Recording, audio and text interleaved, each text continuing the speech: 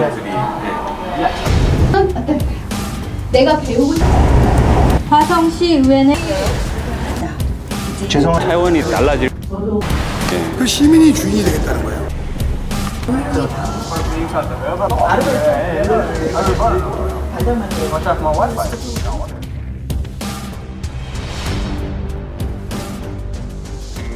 네, 안녕하십니까. 화성당입니다.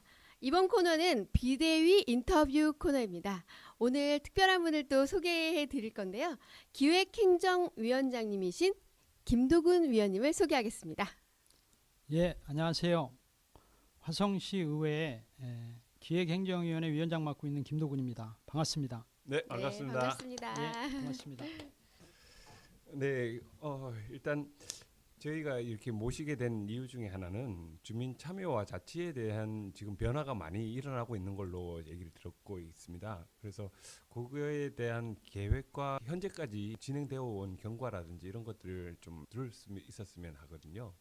지역 특화 발전과라고 있습니다. 네네네. 화성시 기획조정실 산하에 지역 특화 발전과가 있는데 그 과에서 혁신 읍면동제나 그다음에 주민자치회 요즘에 네네. 이렇게 어려운 말로 이렇게 돌아다니고 있는 네, 어렵습니다. 그러한 용어들을 지금 정리하고 법제도를 준비하고 있는 걸로 이렇게 확인을 네네. 했고요. 기본적으로 요즘에 동탄 권역에서 네. 권역별 지역회의 해가지고 네네. 주민 의견 수렴하는 뭐 수기 민주주의 과정이라고 이렇게 말씀들 많이 하시는데 네. 그 단위가 실행이 되고 있잖아요. 네네.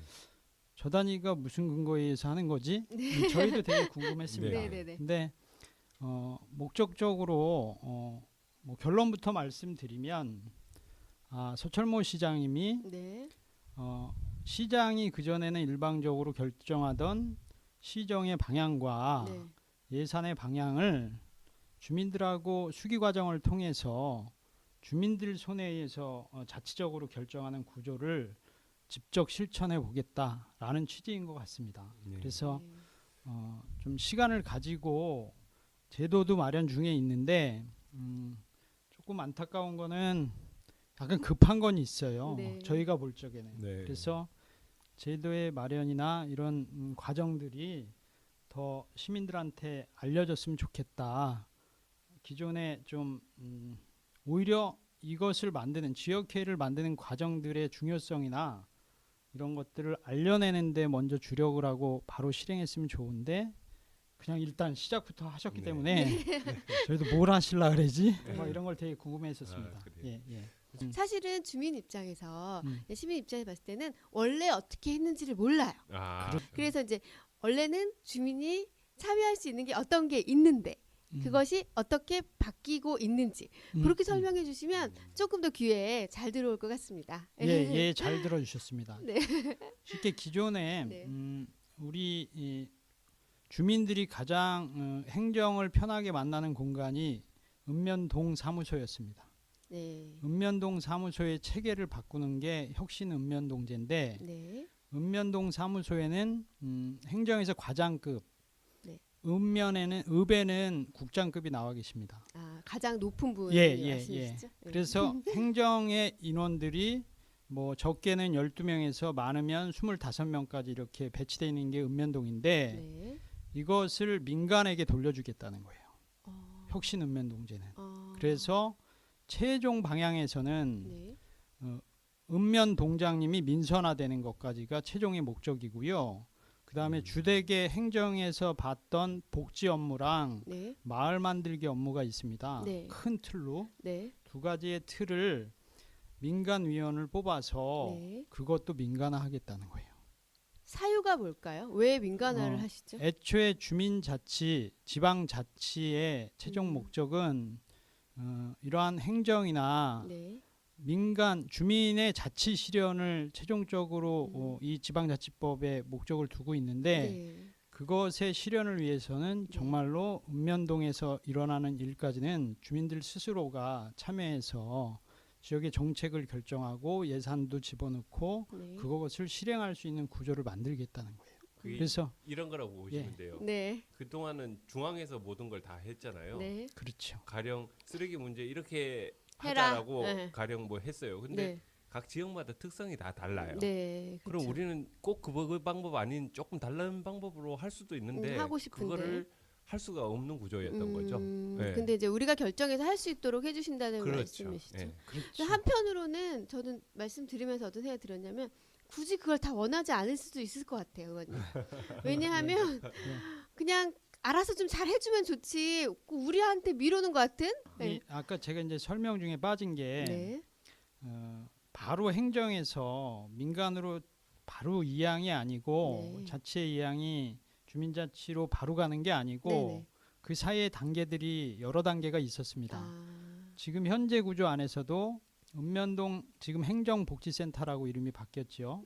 각 읍면동 이름을 가지고 여기 뭐 예로 들면 네. 동탄 6동 행정복지센터 이렇게 아. 바뀌었습니다. 읍면동 아. 주민센터가 이름이 아 바뀌었나요? 예, 예, 간판도 예. 바뀌어 있나요? 예, 예. 아, 그 단위에 지금 현재 구조는 행정복지센터의 주 구성 인원들은 공무원이죠. 그쵸. 예. 예. 그런 걸로 그리고 알고 있습니다. 또 한 95년부터 준비를 해서 99년도에 전격적으로 이렇게 전국적으로 이렇게 확산이 된 주민자치위원회가 있습니다. 네. 그 당시에 김대중 대통령 전 네네네. 대통령님에 의해서 네. 지방자치를 진짜 실현하려면 주민자치가 되어야 한다. 그렇죠. 이 부분을 주장하면서 나왔었던 내용인데 그때부터도 지방자치를 꿈꾸면서 주민들한테 권리를 이양하겠다. 네. 주민들이 스스로 결정할 수 있고 스스로 집행할 수 있는 권한들이 있는데 왜 이것을 위탁하냐 네. 이런 취지로 출발을 했던 거예요. 네. 근데 지금 반대적으로 말씀해 주시잖아요. 네, 취지는 굉장히 좋은 것 같은데 예, 예, 예. 반대 의견도 뭐 있을 수 있을 그렇죠. 거는 같아요. 예, 예. 예. 그런 단위 안에서 지금 현재의 주민자치위원회의 구조는 그런 목적을 출발했으나 네. 아직도 읍면동 직원들에 의해서 행정의 체계는 다 가져가고 있고 그쵸. 주민자치위원회에서는 프로그램의 주민자치 프로그램의 선정, 그렇죠. 뭐 조정 그리고 기타 뭐 지역에서의 수건 사업들의 일부적인 결정 네. 이런 정도의 구조 안에서 좀 작게 네. 본 취지와는 다르게 위축이 돼 있었어요. 그런데 약간 업무 분장이 되어 있는 상태인 것 같아요. 그렇죠, 보입니다. 그렇죠. 예. 행정의 업무와 주민자치위원회 업무가 달라요. 작게나마 네. 이양은 돼 있으나 좀 아주 소극적으로 돼 있던 거죠. 네, 이런 것들을 적극적으로 예. 전환하겠다는 게 지금 현 정부의 정책이고 네. 그것을 화성시가 네. 좀 선언적으로 먼저 적극적인 아. 대응을 하고 있다 이렇게 이해하시면 될 것 같습니다. 가령 주민센터에서는 그동안은 자치센터의 그 교양 강좌만 거의 운영하는 네, 그러신 것 정도로만 같습니다. 됐었어요. 네네. 근데 그 부분들은 조금 더 넓게 보면 우리 동네 청소 문제, 네. 그다음에 안전 문제 이런 것들을 같이 아우를 수 있도록 네네. 뭐 향후 지금 주민세 일부를 그 동에 이제 내려준다는 것까지도 계획이 되고 있는 것 같더라고요. 네. 그러면 그 동네에서 걷어들인 돈이 지금은 시로 다 가고 있는 건데 네. 그것들을 동에서 자체적으로 필요한 사업에 쓸 수 있도록 그것들 결정하고 하는 것들을 할 수 있도록 이제 바뀌려고 하는 거죠. 아, 네, 약간 그런 힘을 거죠. 더 실어주시고 그렇죠. 그러시겠다는 말씀이신 분. 핵심은 이겁니다. 뭐냐면은 기존에 예산의 편성 권한이나 네. 사업의 결정 권한이 시장님한테 있었다 그랬잖아요. 네네. 그것을 주민들한테 주는데 네. 어떤 방식으로 주는 게 현명한 거냐 이것을 찾다가 주민자치회를 통해서 주민 네. 대표를 선정을 하고 주민 대표가 그 전에 주민자치위원회는 25명으로 돼 있던 위원회 구조였거든요. 네네. 그런데 이것을 50명으로 확대하고 거기에서 주민의 참여를 좀 더 높여내고 네. 분과도 좀 다양하게 나누고 이 단위에서 지역의 수건 사업이나 의제를 발굴하잖아요. 네. 주민들이 스스로 네. 논의를 통해서 발굴한 사업들을 예산까지도 책정을 하고 준비 단계를 거친다는 거예요. 그것을 거쳐서 지역회의를 통해서 수기 과정도 거치고 네. 살을 더 붙이고 좀 다듬고 네. 이것이 올라오면 시장님이 바로 자기가 혼자서 결정하는 게 아니고 네. 이 정책 배시 문제나 네. 또는 지역 시민 대표 회의를 통해서 이 사업 결정을 하고 이것이 바로 예산이 반영되게 되면 네. 최종적으로는 시장이 예산 편성이나 사업 편성 권한을 가지고 있으면 네. 의회의 승인을 받게 돼 있거든요. 네. 네.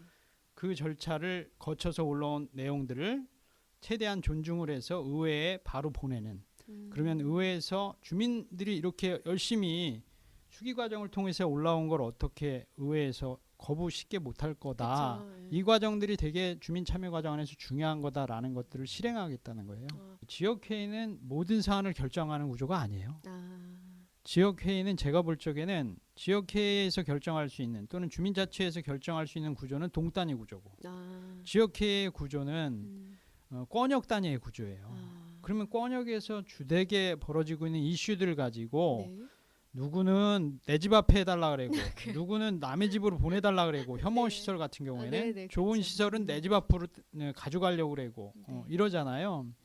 이런 쟁점들이 생겼을 때 지역회의를 통해서 수기 과정을 거치면 공론화와 공유 과정 속에서 민주적인 의사결정 방식이 나올 것이다라는 방식인 것 같아요. 네. 그게 의견 수렴의 구조인 것 같고 네, 그렇게 이해하고 있습니다. 네, 일단은 너무 뭐 좋은 방향으로 음, 가고 있는 건 맞는 것 같습니다. 예, 목적은 제가 아무리 점검을 하고 저희는 감시잖아요. 견제와 네, 감시잖아요. 네, 네. 집행부회의를. 네, 그런데 이렇게 들여다보면 목적은 네, 분명히 훌륭하다. 네, 근데 이제 과정 안에서 벌어지는 네, 아직 오류가 있고 네. 완벽한 프로그램을 가지고 세팅된 게 아니기 때문에 네, 미스가 좀 있을 것 같긴 하다. 네, 그렇지만 그 미스를 어떻게 줄여낼 것이냐. 저도 제안할 말이 많죠. 네. 그렇지만 일단은 들여다보고 있는 상태입니다. 네. 예. 화성 씨가 먼저 또 앞장서서 한다고 하니 장단점이 있을 거는 같아요. 많은 맞습니다. 또 예. 부작용이 있을 수도 있지만 또 우리가 먼저기 때문에 뭐 자부심도 있고 그렇습니다.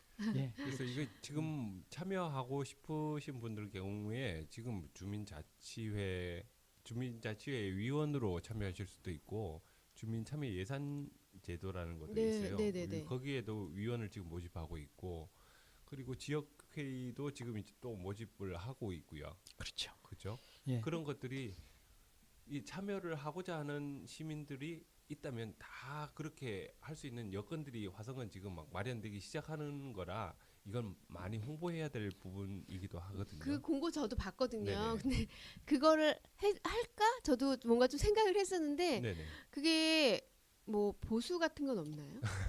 그 지금- 생각이 네네. 들었는데 그 내용은 없더라고요. 지금 의원님. 저한테 물으면 네네. 제가 답을 드릴 수가 없는 게 아, 보수의 책정이나 이러한 구체적인 실행 계획은 집행부에 시 집행부의 행정에서 쉽게 기본안이 올라와야 되는데 기본안이 아직 픽스된 게 하나도 없습니다. 근데 그 기본안 없이 모집 공고부터가 올라왔다는 게 음. 저는 사실 얼마를 주는지도 중요하지만 이게 봉사인지 뭐 직업으로서 하나의 뭐가 될 수 있는 건지 이런 것도 사실은 중요하거든요. 네. 제가 들었던 그대로 말씀드리면 네. 뭐 제일 100%는 아니지만 네. 행감 안에서 좀 물은 적이 있어요. 네. 지역회의는 왜 예산을 어디서 그러면 우리한테 승인 절차를 밟지 않고 바로 실행이 갔냐 네. 이렇게 물었는데 네. 예산 들지 않습니다. 이렇게 아, 표현을 했어요. 네. 그리고 시정질의 때도 네. 그런 답변이 오갔었고 아. 그래서 지금 보수는- 당장 지역회의에 참여하고 있는 우리 참여 시민들한테는 죄송하지만 네. 예산이 수반되는 건 아닌 것 같다. 아. 이렇게 말씀드릴 수 있을 네. 것 같습니다. 돈은 받을 수 없는 걸로. 예, 예. 네, 거기 참조적으로 말씀드리면 네. 사실 시의원님들도 초기에 그런 부분들이 다 무보수로 일하셨던 걸로 제가 알고 있어요. 아. 초기에는 그렇게 하시다가 이제 뭐 입법 과정을 통해 가지고 이제 보완되면서 이런 것들이 됐는데 네. 사실 봉사하시고 우리 지역을 위해서 공적인 일들을 해주시는 분들이라 네. 지원이 어느 정도가 필요한 건 사실인 것 같아요. 차비라도 좀 네네. 있어야. 그러니까 그런 정도는 지금 현재 주민자치위원이나 네. 뭐 참여예산위원 같은 경우에는 회의 참석 수당이라고 해서 네. 일정 부분 나오는 것들이 있어요. 아. 그러니까 그런 정도 금액은 제가 정확히 기억은 안 나지만 한 4, 5만 원 안쪽 뭐 아. 내외였던 것 같고 아. 그것도 이제 지역에 따라 좀 다른 것 같아요. 네. 그러니까 그런 정도는 있고 어쨌든 참여하고자 하는 분들은 그 상관없이? 뭐 금액하고 상관없이 그런 어. 것들이 제도가 있다는 자체만으로도 정말 그런가요? 가슴이 뛰시는 분들이 계실 거라고요. 그런 분들 네. 하셔야 되는데 제가 괜히 금액을 네. 검색해보고 찾아보다가 네 죄송합니다. 이 지속 가능성에서 그 부분은 되게 중요합니다. 네, 맞습니다. 네. 네. 그리고 여유 있는 사람만 이게 네. 직접 참여잖아요. 네네. 주민 참여 형태의 직접 참여 방식인데 여유 있는 사람만 참여하는 것도 문제거든요. 네. 누구나가 참여할 수 있는 구조의 지속 가능성은 적절한 교통비나 네. 이런 것들의 편성은 필요하죠. 네, 저도 그래서 개인적으로는 시장님의 그 제비뽑기 방식은 네. 누구나가 정말 그걸 할 수 있는 여건은 정말 공평하게 주어질 수 있겠구나라는 생각은 좀 들었어요. 제비뽑기는 네. 민주주의의 최고의 방식이에요. 네. 그렇죠. 누구나 이 자격을 신뢰한다는 거거든요. 누구나 화성시의 대표가 가장 될 수 있다는 것. 유명한 게임인 것 같아요. 근데 거기에 좀 아쉬운 거는 정말 그거를 뽑혔을 때 내가 이 일을 함으로 해서 내가 생업에 문제가 생기고 그렇죠. 이런 분들은 거기 또 참여하기 힘들게 되거든요. 그러니까 향후에 물론 시간이 걸리겠지만 그거를 제비 뽑힌 사람들한테는 네. 어느 곳은 그렇게 한대요. 그러니까 실제로 그 급여를 제공하고 교육도 제공하고 해서 이 일을 충실히 할 수 있도록 교육까지 뭐 급여까지 제공하고 그걸 완전하게 마칠 수 있도록 도와주는 그런 제도까지도 마련돼 있다는 얘기를 들었었어요. 이 우리가 비용에 산정을 한다라고 하면 어떻게 구성을 하고 어떻게 훈련이 되어지고 활동가로서 성장하느냐의 몫일 것 같아요. 뭐냐면 이러한 기본안을 만들 적에 대부분 행정의 체계에서는 용역을 주거든요. 그 용역 비용이 간접 비용인데 직접적으로 너무 많은 예산 근거의 마련을 위해서 의견 수렴 과정을 대신해서 전문기관에다가 위탁하는 네네. 거잖아요. 이런 과정들이 있는데 이것을 주민들의 손에 의해서 정리가 되게끔만 하면 효율적인 주민 의견 수렴 구조가 가기 때문에 그런 비용들 절감하는 것 향후에는 네네. 지속 가능하게 가기 위해서는 회의비 책정 되게 중요하다 이렇게 보죠. 예. 네, 그렇게 말씀해 주셔서 감사합니다. 네. 바로 참여하실 건가요? 생각해 봐야 될 것 같습니다.